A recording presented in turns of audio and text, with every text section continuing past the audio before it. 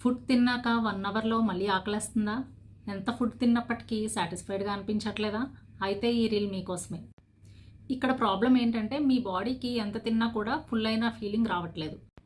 First reason వచ్చేసి లో protein. మన ఫుడ్ ప్లేట్‌లో ఎప్పుడైతే ప్రోటీన్ తగ్గిందో మనకి సటిటీ ఫీలింగ్ అనేది రాదు. అంటే మన బ్రెయిన్‌కి ఫుల్ అయిందని ఒక సిగ్నల్ అనేది వెళ్ళదు. సెకండ్ వన్ వచ్చేసి లో ఫ్యాట్.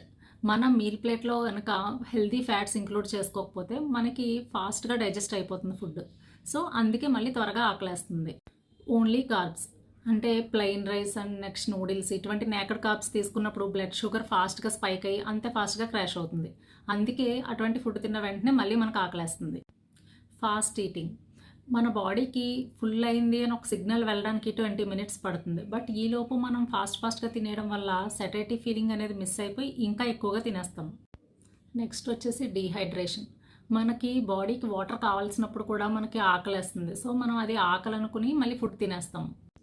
లాస్ట్ వన్ వచ్చేసి స్ట్రెస్ ఉన్నప్పుడు కూడా మనకి ఎంత తింటున్నామో లేదంటే ఏ టైంలో తింటున్నామో అన్నది ఒక క్యాలిక్యులేషన్ లేకుండా తినేస్తాం. అందుకే ఇవన్నీ కూడా మనకు కంట్రోల్లో ఉండాలి అంటే కనుక మన మీల్ ప్లేట్ అనేది బ్యాలెన్స్డ్గా ఉండాలి. అంటే ప్రోటీన్, హెల్దీ ఫ్యాట్స్, ఫైబర్ ఇవన్నీ ఇంక్లూడ్ చేసుకున్నప్పుడు మాత్రమే మనకి సెటైటీ ఫీలింగ్ అనేది వచ్చి మనకి త్వరగా ఆకలి వేయకుండా ఉంటుంది.